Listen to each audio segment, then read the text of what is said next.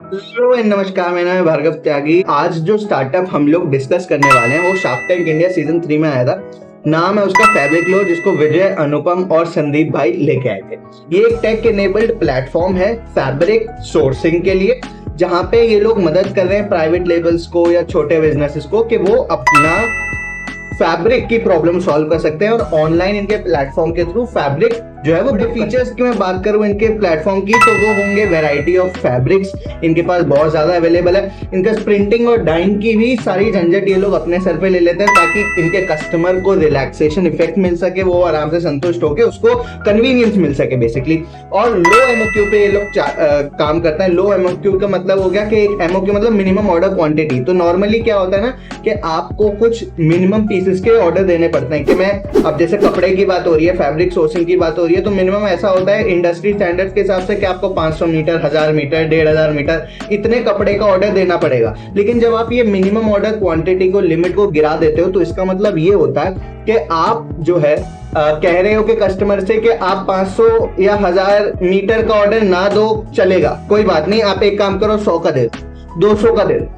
अब ये जो भी लोग बिजनेस कर रहे होंगे उन्हें पता होगा कि बल्क में, मेजोरिटी में या बड़े लेवल पे प्रोड्यूस करना हमेशा सस्ता पड़ता है। बिकॉज वेरिएबल कॉस्ट तो छोड़ो, वो तो यूनिट के हिसाब से लगती है। फिक्स्ड कॉस्ट जो होती है ना, वो बहुत सारी यूनिट से बटे आती है, तो एक पर्टिकुलर यूनिट में बहुत कम आती है, तो उस वजह से कॉस्ट एक यूनिट की गिर जाती है। वहीं अगर आप स्मॉल क्वांटिटी में प्रोडक्शन करते हो तो वो फिक्स कॉस्ट ज्यादा पीसेस में बट नहीं पाती है। उसमें फिर ऐसा हो जाता है कि आपकी वेरिएबल कॉस्ट भी हाई है, फिक्स्ड कॉस्ट भी हाई है, तो आपका ओवरऑल कॉस्ट कंपोनेंट बहुत ज्यादा ऊपर चला जाता है। और इन्होंने बोला कि हमारी प्राइसिंग जो है ना, वो बहुत कॉम्पिटिटिव प्राइसिंग है। कॉम्पिटिटिव प्राइसिंग का मतलब हो गया कि कॉम्पिटिशन को टक्कर देने के लिए या तो ये उसके बराबर प्राइस रखेंगे या उससे नीचे प्राइस रखेंगे। थोड़ा बहुत ऊपर चलता है, 10-12%, 15% तक चलता है, वो इनका प्राइस है भी। 10-15% more than the market average इनका प्राइस है। लेकिन मेरे को प्रॉब्लम तब आना चालू हुई जब इन्होंने अपनी पिच में आगे बोला कि हम मेड टू ऑर्डर मॉडल पे काम करते हैं। हम ऑर्डर आने के बाद उस ऑर्डर को बनाना, मैन्युफैक्चरिंग, अपना प्रोडक्शन चालू करते हैं। अब मेड टू ऑर्डर में क्या है ना, जैसा कि मैंने भी बोला कि आपका एमओक्यू कम है, आपकी प्राइसिंग ज्यादा है। जब आप मेड टू ऑर्डर मॉडल पे घुसोगे तो मतलब आपका कॉस्ट कंपोनेंट और बढ़ जाएगा। प्राइस आप 10-15% से ज्यादा रख नहीं सकते, क्योंकि कॉम्पिटिटिव प्राइसिंग रखी है, कॉस्ट आपने बढ़ा ली है। तो क्या होगा, आपके मार्जिन पे असर पड़ेगा, मार्जिन कम होंगे। और वही इनके साथ हो भी रहा है। सिर्फ 20 से 22% ग्रॉस मार्जिन की बात कर रहे हैं, जहां बिजनेस 20 से 22% नेट मार्जिन पे काम करते हैं। अगर ग्रॉस ही 20% है, 22% है, तो आप समझ लो नेट कहां जाएगा। बिकॉज बिजनेस के बाकी खर्चे भी तो है, वो इनके साथ हो रहा है। नेट मार्जिन है ही नहीं, कंपनी लॉस में, वो भी 35% नेगेटिव मार्जिन के साथ कंपनी ऑपरेट कर रही है। तो आप समझो सारी दिक्कत कहां आ रही है, ऑपरेशनल इनएफिशिएंसी की सारी दिक्कत हो रही है। सारी दिक्कत हो रही है कि इन्होंने कॉस्ट और रेवेन्यू के कैलकुलेशन सही नहीं करे, इन्होंने मॉडल गलत पकड़ लिया। मैं एक स्टेप और आ गया, तो इन्होंने बोला कि हम जयपुर में एक एक्सपीरियंस स्टोर खोल रहे हैं, जहां लोग आके इनके कपड़े, फैब्रिक को टच कर सकते हैं। बिल्कुल सही बात है, ये इंडस्ट्री चलती ही ऐसे है, जब तक आप फैब्रिक को टच करके, फील करके नहीं देखो कि वो कैसा है कैसा नहीं है। ऑनलाइन पे बहुत ज्यादा इस बारे में विश्वास किया नहीं जाता है। स्पेशली जब आप एक बिजनेस और अपने बिजनेस के लिए खरीद रहे हो, तो आप और ज्यादा कॉन्शियस हो जाते हो कपड़े के मटेरियल को लेके, तो आपको टच करे बिना उसमें संतुष्टि नहीं मिलती।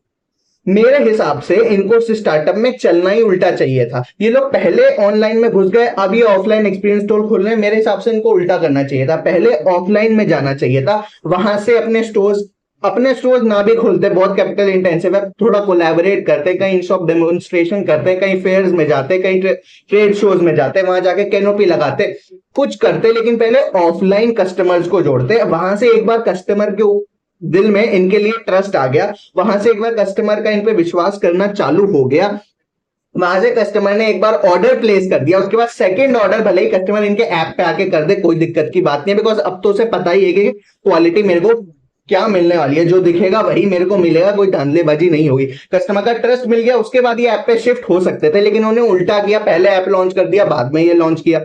इस वजह से देखो, अब जब आप अपना एक्सपीरियंस स्टोर खोल रहे हो ना, आप ऑलरेडी पैसे की दिक्कत में हो, 35% आपका नेट लॉस चल रहा है, आप ऑलरेडी, आपके पास वर्किंग कैपिटल की दिक्कत है। अब जब आप अपना एक्सपीरियंस स्टोर खोलोगे तो एकदम से तो प्रॉफिटेबल हो नहीं जाएगा, उसे चलाने के लिए भी पैसे चाहिए। तो अब आपका पैसे की रिक्वायरमेंट और बढ़ने वाली है, और आपका और मार पड़ेगी कैश को लेके, आपको कैपिटल को लेके, और वही इनके साथ होगा। इनका कॉस्ट ऑफ ऑपरेशंस बढ़ेगा, कॉस्ट ऑफ ऑपरेशन बढ़ेगा। और क्योंकि अभी ये मेड टू ऑर्डर मॉडल पे चलते हैं, इनको अपना मॉडल शिफ्ट करके इन्वेंट्री मॉडल रखना पड़ेगा, क्योंकि जब स्टोर होता है तो आप बिना इन्वेंट्री के तो स्टोर चालू कर नहीं सकते ना, कुछ इन्वेंट्री आपको वहां स्टोर करके रखनी पड़ेगी, तो आपको इन्वेंट्री मॉडल में जाना पड़ेगा। इन्वेंट्री मॉडल में जाने का मतलब है आपके डेड स्टॉक होने के चांसेस बढ़ गए। डेड स्टॉक होने के चांसेस बढ़ने का मतलब है आपकी वर्किंग कैपिटल और ब्लॉक हो गई है। वर्किंग कैपिटल इश्यूज जो आपकी कंपनी में ऑलरेडी चल रहे थे वो और ज्यादा डीप होंगे, बद से बदतर सिचुएशन होगी, इंप्रूव नहीं होगी। तो ये डिस्क्लेमर रहेगा कि भाई ये तरफ तो मत ही जा, थोड़ा पॉज करके थोड़ा बिजनेस पे वापस ध्यान से मॉडल को चेंज करने की जरूरत है। बिना बिजनेस मॉडल सही नहीं है और उसके बिना ये बिजनेस नहीं चल पाएगा। कोई बात नहीं, मैं थोड़ा सा एक कदम पीछे लेता हूँ। 2016-17 में इन्होंने अपना बिजनेस चालू किया था, जहां पे इन्होंने एक प्लेटफॉर्म बनाया था जहां पे ये फैब्रिक जो है वो डायरेक्ट टू कस्टमर बेच रहे थे। जैसे हम लोग कस्टमर खरीदते हैं, कपड़ा खरीद लिया, फिर अपने कपड़े पहले फैब्रिक खरीद लिया, फिर उसमें से अपने कपड़े दर्जी से स्टिच करवा लिए, वो वाला मॉडल। तो लोग 3 मीटर 5 मीटर साड़ी है तो 5 मीटर, कोट पैंट अगर हमको लड़कों को बनवाना है तो 3 मीटर कपड़ा चाहिए, तो ऐसे करके स्मॉल स्मॉल क्वांटिटी में कपड़ा जाता था। तब इनको समझ में आया कि ये तो बड़ी दिक्कत की बात है, ऑर्डर साइज बड़ा कम है, टिकट साइज बड़ा कम है, खर्चे हमारे ज्यादा लग रहे हैं, लॉस में कंपनी जाती जा रही है। वो भी 4 साल बाद इन्हें रियलाइज हुआ, 2020-21 में, जब इन्होंने देखा कि इनके पूरे साल का 10 करोड़ का रेवेन्यू और 6 करोड़ का लॉस, 60% लॉस है, तो इन्होंने सोचा नहीं हम पिवट करें। पिवट करने का मतलब होता है आपने जो बिजनेस में अभी तक आप कर रहे हो उसे रोको, बंद करो, उसे रोको बंद करो और कुछ ऐसा चेंज करो कि जिससे बिजनेस डूबता हुआ था वो वापस उठना चालू हो जाए, बिजनेस सही होना चालू हो जाए। उसे बोलते हैं पिवट करना। इन्होंने 2020-21 का फाइनेंशियल ईयर खत्म होने के बाद पिवट करने की कोशिश करी है। वहां से ये लोग D2C की बजाय B2B segment, business to business segment में घुसे। पिवट करने के बाद की आज की हालत देख लेते हैं। सितंबर 2023 में इनका 40 लाख का रेवेन्यू था और 14 लाख का लॉस था, मतलब 35% का नेट लॉस या 35% का बर्न रेट इनका मंथ ऑन मंथ का चल रहा है। भाई 60% के बर्न रेट से अब पिवट करके 35% पे ले आए, आधा भी नहीं किया आपसे, 30% भी नहीं हुआ, 35 पे अटक गए। ये कैसा पिवट था? Unsuccessful pivot is the another reason for their failure. कैसा पिवट था? आप पिवट ही सही से नहीं कर पाए, आप बिजनेस को समझ ही नहीं पाए, गलतियां कहां चल रही हैं, और उसके ऊपर से आप फंडिंग पे फंडिंग उठाए जा रहे हो। फंडिंग वाली फिगर्स तो मैंने आज अभी अपने एनालिसिस में इंक्लूड नहीं करी, लेकिन आप फिर से देखोगे तो आपको पता चलेगा फंडिंग पे फंडिंग उठाए जा रहे हैं। पता नहीं कैसे लोगों को, इन्वेस्टर्स को बेवकूफ बना के फंडिंग पे फंडिंग उठाए जा रहे हैं, पैसे लगाए जा रहे हैं, जलाए जा रहे हैं। 60% जला रहे थे, 35% जला रहे हैं। जला तो रहे हो, मॉडल ही सही नहीं है तो कैसे बिजनेस आगे बढ़ेगा?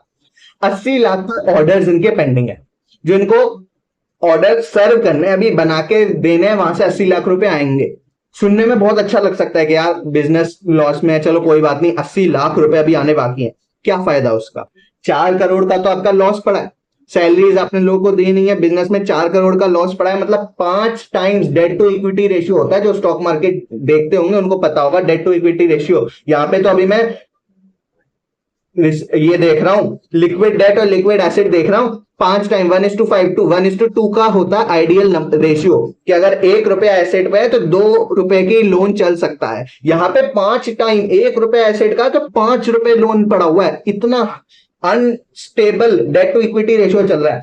घर इनका अपना गिरवी रखा हुआ है, इन्होंने होम लोन उठा के वो पैसा बिजनेस में लगाया, वो भी बर्बाद है। गारमेंट्स का एक्सपोर्ट करना ये लोग चाह नहीं रहे हैं। इन्होंने बोला कि जो गारमेंट के एक्सपोर्टर्स हैं उनको भी तो आपका माल चाहिए, फैब्रिक चाहिए, उनको बेचो। कि नहीं, वो अभी हमारे कस्टमर नहीं है, या तुम्हारे एग्जिस्टिंग कस्टमर है उनको तुम सही से सर्व नहीं कर रहे हो। जो एक और पॉसिबिलिटी है जहां से पैसा आ सकता है, जहां से बल्क ऑर्डर्स आ सकते हैं, जहां से आपकी एमओक्यू बढ़ेगा, जहां से आपका टिकट साइज बढ़ेगा, आपके खर्चे कम होंगे, आपका मार्जिन इंप्रूव होगा, वो कह रहे हो आपका कस्टमर है नहीं। वैल्यूएशन के गेम में आप अटके हो कि 52 करोड़ लूं कि 56 करोड़ लूं, 4 करोड़ का वैल्यूएशन, वो भी एट 52-56 का नेगोशिएशन। ऐसी हालत के बाद जब 35% तुम्हारा बर्न रेट चल रहा है और 4 करोड़ का तुम्हारे सर पे लोन है, ये शोभा देता है, कहीं ना कहीं दिखाता है कि ये जो फाउंडर्स हैं उनमें सीरियसनेस की कमी है, उनमें बिजनेस एप्टीट्यूड की कमी है। बिकॉज ये चीज कोई भी फाउंडर नहीं चलेगा यार, जब तुम्हारे खुद के फटे हाल हैं, बेगर्स आर नॉट चूजर्स ना। जब तुम्हारे खुद का बिजनेस अच्छा नहीं चल रहा है तो तुम किस बेसिस पे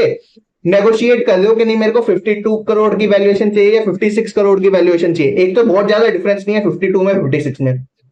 4 करोड़ का ही अंतर है, वो भी 50 के ऊपर की वैल्यूएशन पे। उसमें तुम ऐसे लड़ झगड़ रहे हो, उसमें तुम फंडिंग अपनी रुकवा रहे हो, पैसा जहां से आ रहा है वहां से आ नहीं रहा है, तुम्हारा लोन इतना तुम्हारे सर पे पड़ा है, मॉडल तुम्हारा बेकार है, तो क्या करना चाह रहे हो भाई, मुझे यही नहीं समझ में आ रहा है। In short, operational inefficiency, inaccurate cost price calculation, unsuccessful pivot and lack of seriousness, 4 वजह है जिनकी वजह से इनका बिजनेस खत्म ही है। और सबसे बड़ी वजह तो यार बिजनेस मॉडल, उसी में ही सारी दिक्कत है, तो फिर आगे तो आप फिर बढ़ ही नहीं सकते। तो this was the analysis of the company Fabriclore from Shark Tank India season 3। आज की वीडियो के लिए इतना ही, और भी मैं स्टार्टअप्स लेते आऊंगा, उनको बिल्कुल डाइसेक्ट करके एनालाइज करके आपको बताऊंगा कि क्या इसमें से सीखना है, क्या इन्होंने गलती करी, ताकि आप वो गलती रिपीट ना करो। Till then that's all for today, thank you and have a nice day.